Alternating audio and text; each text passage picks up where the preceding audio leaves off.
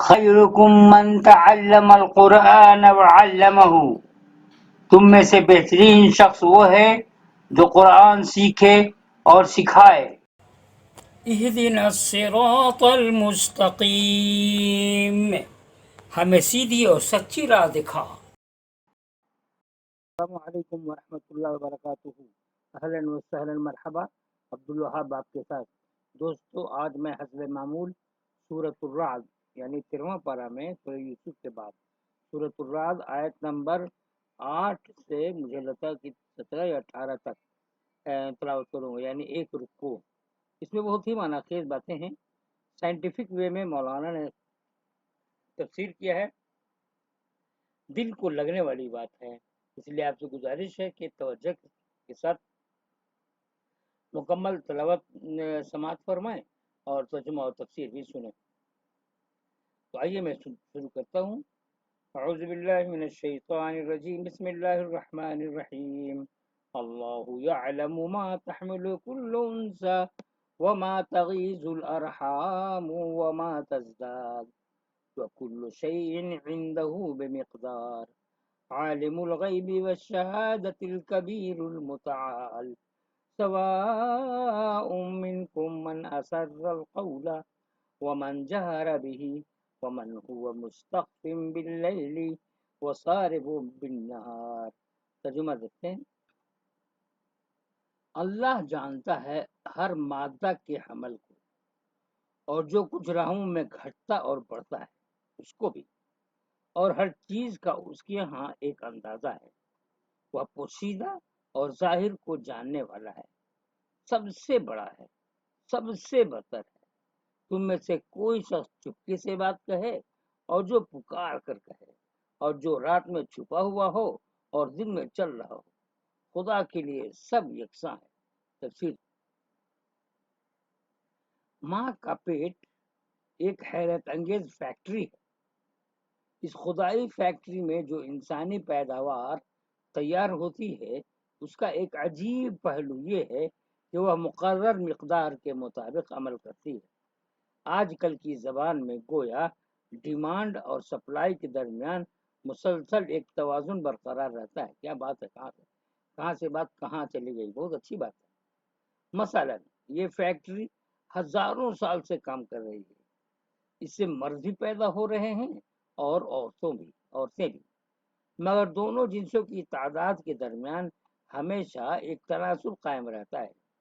ایسا کبھی نہیں ہوتا کہ اس فیکٹری سے سب مرد ہی مرد پیدا ہو جائیں یا سب عورتیں ہی عورتیں پیدا ہونے لگیں۔ جنگ جیسا کوئی حادثہ مقامی طور پر کبھی اس تناسب کو برہم کر دیتا ہے، مگر حیرت انگیز طور پر دیکھا گیا ہے کہ کچھ عرصہ بعد ہی یہ قدرتی کارخانہ اس تناسب کو دوبارہ قائم کر دیتا ہے۔ یا پھر میں ترجمہ کر دوں؟ نہیں، بہت امپورٹنٹ ہے، دوبارہ سن لیجیے گا۔ یہی معاملہ اس فیکٹری سے نکلنے والے مرد اور عورت کے درمیان صلاحیتوں کے توازن کا ہے۔ مطالعہ بتاتا ہے کہ پیدا ہونے والے مرد اور عورت سب یکساں استعداد کے نہیں ہوتے، ان کی صلاحیتوں میں بہت زیادہ تنوع ہوتا ہے۔ اس تنوع کی غیر معمولی تمدنی اہمیت ہے، کیونکہ تمدن کے کاروبار کو چلانے کے لیے مختلف قسم کی صلاحیتوں کے انسان درکار ہیں۔ ماں کی فیکٹری نہایت خاموشی سے ہر قسم کی استعداد والے انسان اس طرح کامیابی کے ساتھ تیار کر رہی ہے جیسے اس کو باہر سے آرڈر موصول ہوتے ہیں، اور وہ پیٹ کے اندر اس کے مطابق انسانوں کی تشکیل کر رہی ہو۔ اگر انسانی پیداوار میں یہ تنوع نہ ہو تو تمدن کا سارا نظام سرد پڑ جائے، یعنی درہم برہم ہو جائے، اور تمام ترقیاں ماند ہو کر رہ جائیں۔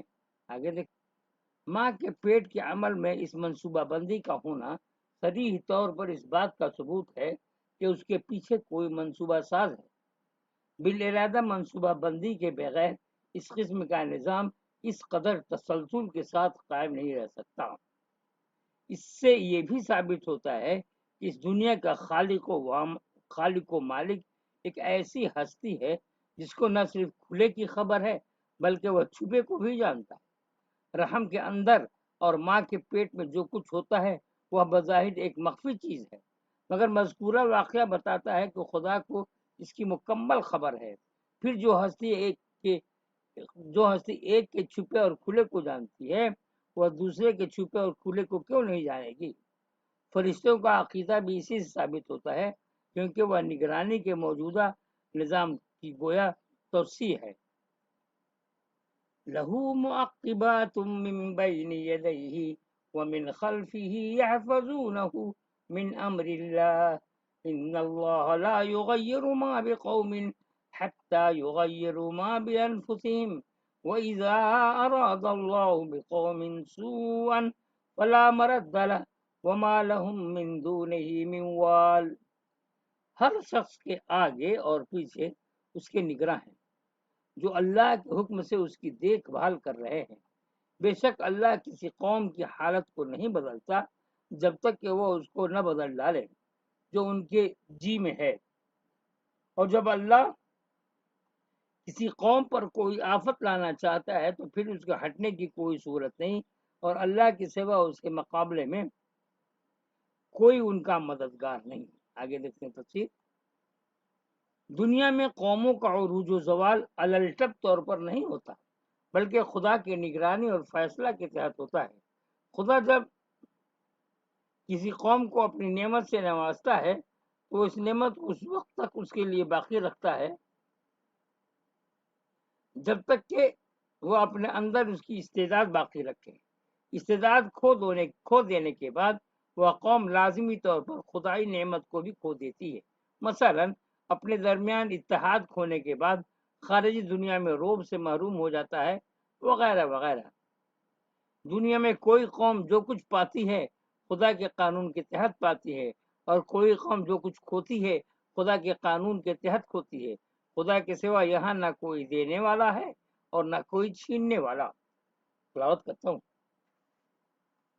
هو الذی یریکم البرق خوفا وطمعا وینشئ السحاب الثقال ویسبح الرعد بحمده والملائکة من خیفته ويرسل الصواعق فيصيب بها من يشاء وهم يجادلون في الله واللہ شدید المحال۔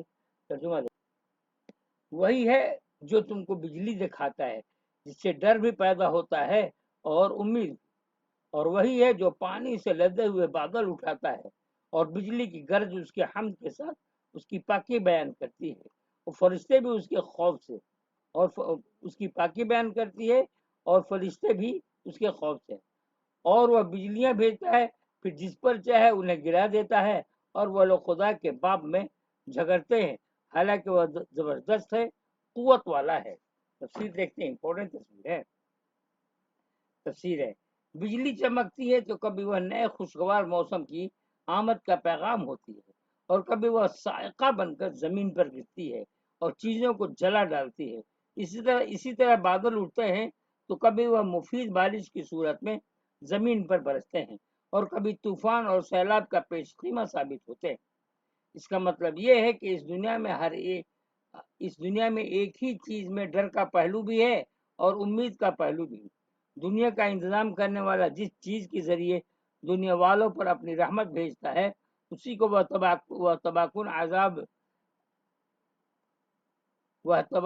عذاب بھی بنا سکتا ہے۔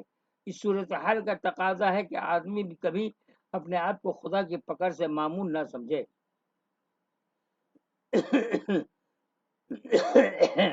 غافل انسان ہمیشہ کسی انوکھی اور تلسماتی نشانی کی ظہور میں منتظر رہتے ہیں، مگر جن لوگوں کا شعور بیدار ہے وہ اپنے آس پاس روزمرہ کے واقعات میں ہر قسم کی اعلیٰ نشانیاں پا لیتے ہیں۔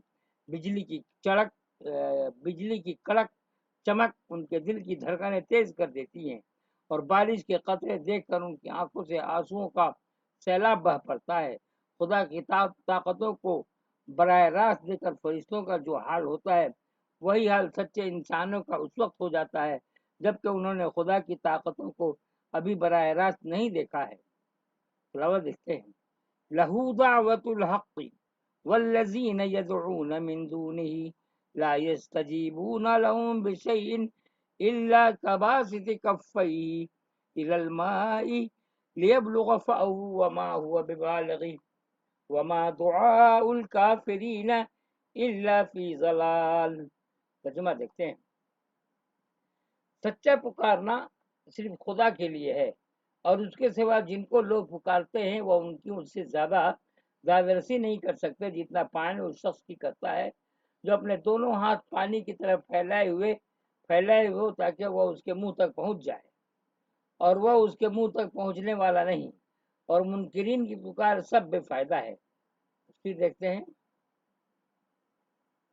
اگر آپ ہاتھ پھیلا کر سمندر کے پانی کو پکارے تو ایسا کبھی نہیں ہوگا کہ سمندر آپ کی پکار کو سنے اور اس کا پانی سمندر کی گہرائیوں سے نکل کر آپ کی طرف آئے اور آپ کے کھیتوں اور باغوں کو سیراب کرے، مگر اسی سمندر کے ساتھ ایسا ہوتا ہے کہ قدرت کے قانون کے تحت اس کا پانی نمک کے جز کو چھوڑ کر فضا میں بلند کرتا ہے، پھر گرمی اور کشش اور ہوا کے عمل سے متحرک ہو کر وہ آپ کی بستی کے اوپر آتا ہے اور میٹھے پانی کی صورت میں برس کر آپ کی زمین کو سیراب کر دیتا ہے۔ اس سے معلوم ہوا کہ سمندر بظاہر عظیم ہونے کے باوجود سراسر عاجز ہے، اس کو کسی قسم کا ذاتی اختیار حاصل نہیں۔ یہی اس دنیا کی تمام چیزوں کا حال ہے۔ ایسی حالت میں عقل مند انسان وہ ہے جو خالق کو پوجے نہ کہ مخلوق کو، جو چیزوں کے رب کو اپنا مرکز توجہ بنائے نہ کہ خود اپنی چیزوں کو۔ تلاوت کرتا ہوں، وَلِلَّهِ يَسْجُدُ مَنْ فِي السَّمَاوَاتِ وَالْأَرْضِ طَوْعًا وَكَرْهًا وَظِلَالُهُمْ بِالْغُدُوِّ وَالْآصَالِ قُلْ مَنْ رَبُّ السَّمَاوَاتِ وَالْأَرْضِ قُلِ اللَّهُ قُلْ أَفَاتَّخَذْتُمُوهُمْ مِنْ دُونِهِ أَوْلِيَاءَ لَا يَمْلِكُونَ لِأَنفُسِهِمْ نَفْعًا وَلَا ضَرًّا قُلْ هَلْ يَسْتَوِي الْأَعْمَى وَالْبَصِيرُ أَمْ هَلْ تَسْتَوِي الظُّلُمَاتُ وَالنُّورُ أَمْ جَعَلُوا لِلَّهِ شُرَكَاءَ خَلَقُوا كَخَلْقِهِ فَتَشَابَهَ الْخَلْقُ عَلَيْهِمْ قُلِ اللَّهُ خَالِقُ كُلِّ شَيْءٍ وَهُوَ الْوَاحِدُ الْقَهَّارُ۔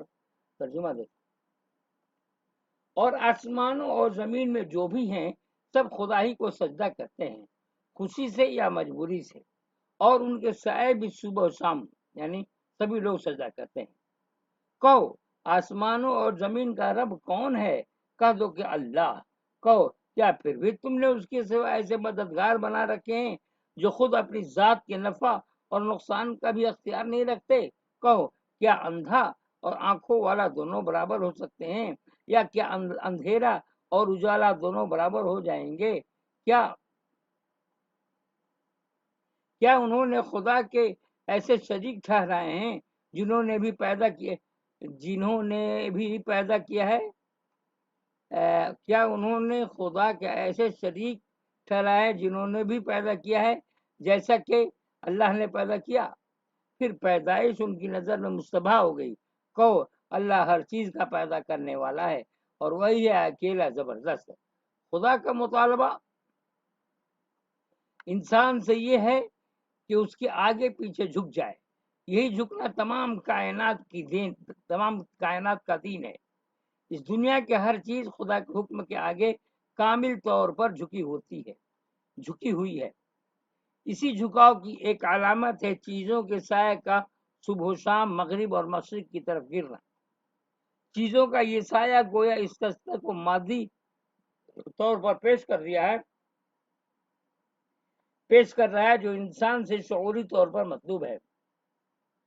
اول ذکر سجدے کا علامتی روپ ہے اور ثانی ذکر اس کا حقیقی روپ۔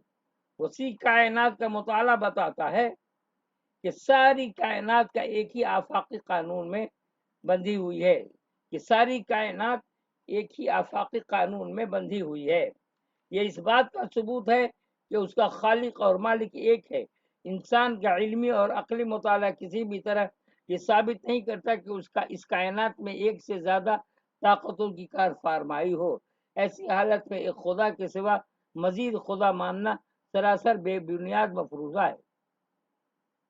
آنکھ کا مشاہدہ تو صرف ایک خدا کا پتہ دیتا ہے، اس لیے جو لوگ ایک خدا سے زیادہ خدا مانے وہ صرف اس بات کا ثبوت دیتے ہیں کہ وہ اندھے ہیں، انہوں نے اپنے اندھےپن کی وجہ سے کئی خدا فرض کر لیے ہیں، نہ کہ حقیقی معنوں میں علم اور مشاہدہ کی بنیاد پر۔ انزل من السماء ماء فسالت اودية بقدرها فاحتمل السيل زبدا رابيا ومما يوقدون عليه في النار ابتغاء حلية أو متاع زبد مثله كذلك يضرب الله الحق والباطل فأما الزبد فيذهب جوفاء وأما ما ينفع الناس فيمكث في الأرض كذلك يضرب الله الأمثال۔ ترجمہ دیکھتے ہیں۔ اللہ نے آسمان سے پانی اتارا، پھر نالے اپنی اپنی مقدار کے موافق بہہ نکلے، پھر سیلاب نے ابھرتے جھاگ کو اٹھا لیا، اور اسی طرح کا جھاگ ان چیزوں میں بھی ابھر آتا ہے جن کو لوگ زیور یا اسباب بنانے کے لیے آگ میں پگھلاتے ہیں۔ اس طرح اللہ حق اور باطل کی مثال بیان کرتا ہے۔ پس جھاگ تو سوکھ